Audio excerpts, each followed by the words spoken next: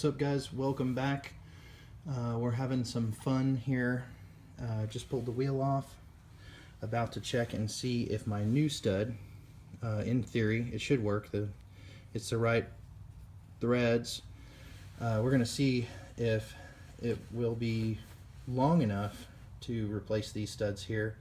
If my calculations are correct, they should be long enough to be safe but not overkill. So stay with us. So the first thing you're going to do is take these 15mm bolts out of the rear caliper mount. Wow, having to catch my breath. They are tough to get out. All right, next we're going to use a T30, I believe is what it is. T30 to take this off. Okay, with ye old rotor removed. We can see the emergency brake shoes. I believe that's what those are. We can see the studs, we can see the hub, and we can see the back of the hub. Now if I put this here to do a comparison on the thread length, you can see there's quite a bit more thread on this one. And I'll put the part number for this in the video description. And I'm not prepared. That appears to be a 36mm nut, which I am probably gonna have to take off in order to get to this hub. So I'm gonna end up putting this back together till I can get the socket I need. All right, so this is an old school trick I learned a millennia ago. I went and I got my sockets to try on this axle nut, but I've got this old acorn nut, and I'm just gonna put on here before I unbolt everything. And I'm going to give this a couple whacks. This might be kind of loud.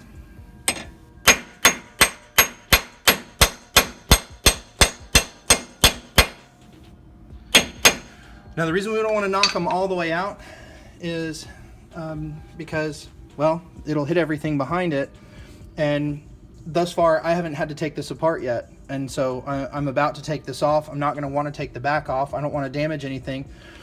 So when you knock it off, make sure that when you back them out, make sure you don't take it too far. You can see how far I've knocked them back. You know, I could go a little bit further in some places, but it looks like the hub behind it might be in the way. So in any event, let's continue forward. So we're just gonna get this opened up a little on the axle nut so it doesn't stop us from taking it off. All right, so the moment of truth. I guess this was going to be a 36mm axle nut, so I went down and picked one up. It's about 20 bucks. Yep, goes on there. So we're good. We're in business. All right, let's see what we can do here. Got out the big breaker here.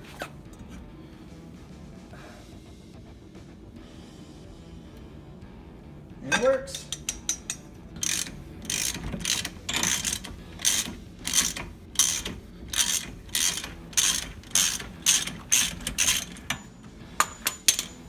Some people always ask me the obvious, why don't you have any electric impact drivers and stuff like that?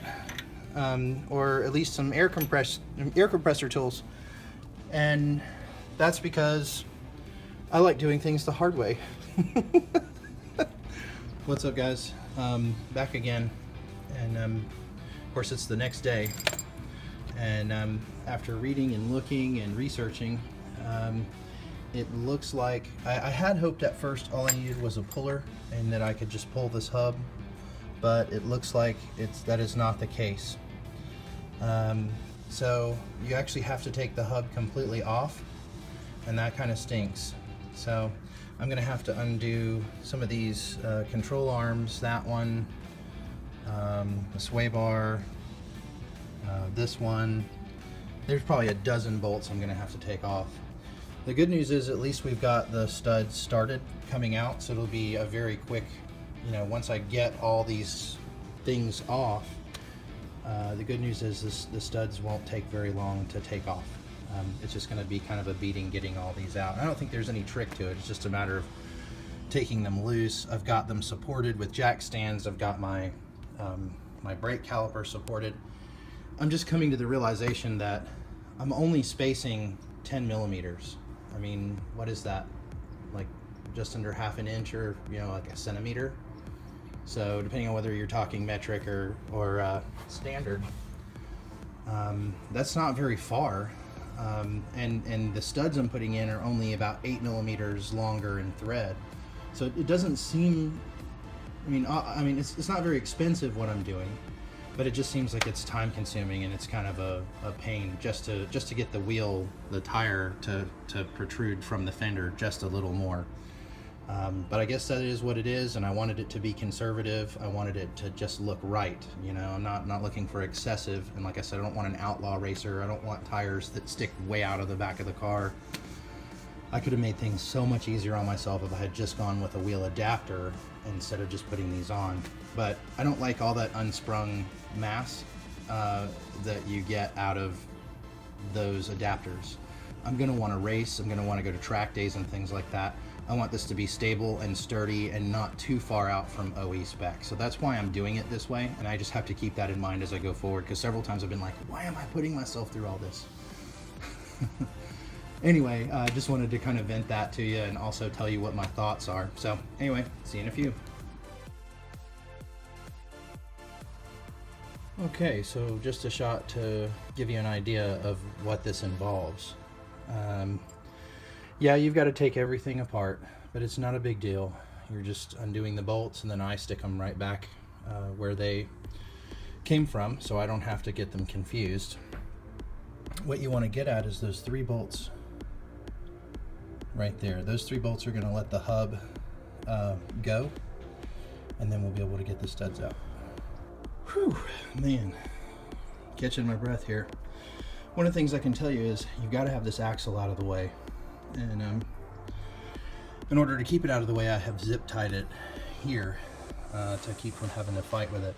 I'm also leaving the emergency brake cable connected, and then once you take those 3 bolts out, sorry about that, a little shaky.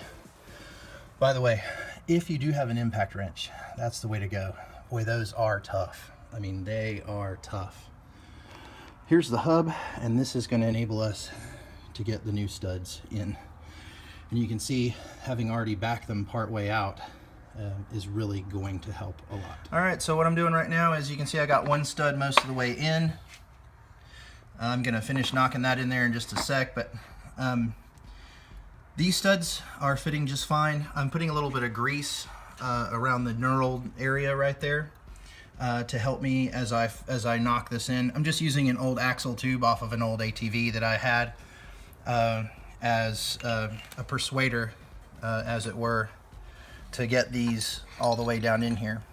So that's it for now. I'll show you more as I progress. Okay, so here's my verdict on this so far. I'm able to drive the studs in pretty far with my bar and my hammer and my pieces of wood. Pretty primitive, I know, but I've put in studs many times, and this is usually sufficient. I think I'm going to use a heat gun to put some heat on these, because I can get them almost all the way in. You can see they're not quite all the way, but I need a little bit of help. I need some expansion or something to help me get it in. All right, so as you can see, with some heat and some persuasion and a cleverly placed socket and a piece of wood, a hammer, and something to drive with, you can get these studs in. This is not for the lighthearted. This is a hell of a lot of work, just FYI. 1 side down, 1 to go. All right, so many years of assembling 4-wheel drive ATVs, rebuilding 3-wheelers, working on my Galaxy, all that. I learned one thing, and that is that grease saves splines and bearings and seals, etc. So while I'm here, I noticed there's almost no grease at all from the factory. So I've applied some synthetic marine grease to all the surfaces that I want grease on, as well as to the back of the hub. Who knows? It could make it last longer.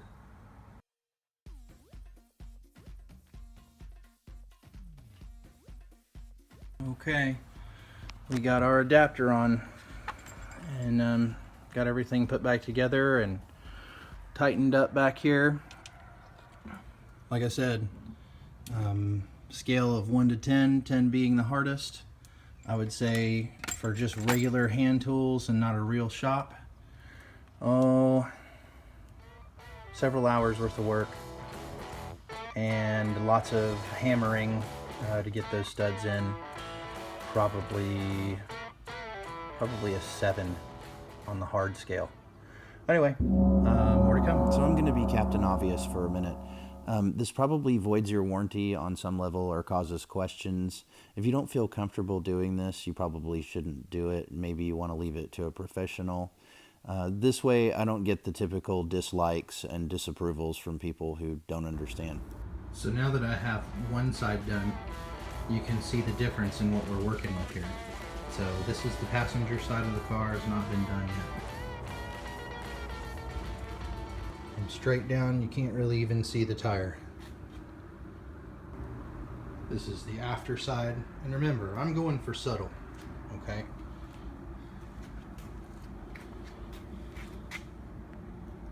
And from straight down, you still can't quite see it, but it's a lot closer.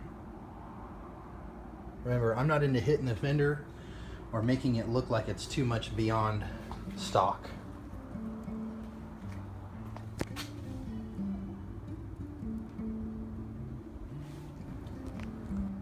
And again, this is the passenger side.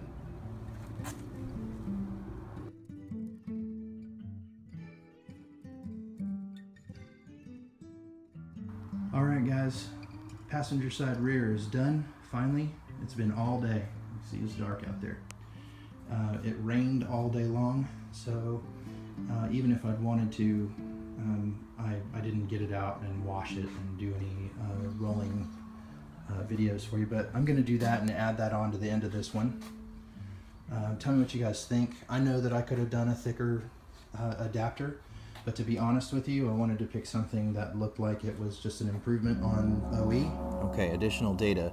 The factory studs without the spacer allowed for 9.5 turns of the lug nut. The spacer installed only allowed 4.5 full turns of the lug nut, and installing the 7mm longer OEM style studs allowed for 9 full turns of the lug nut, so just under a hair. But they work really well, and I'm happy with the results. I thank you guys for watching as always. Thank you for your support, and we'll catch you next time.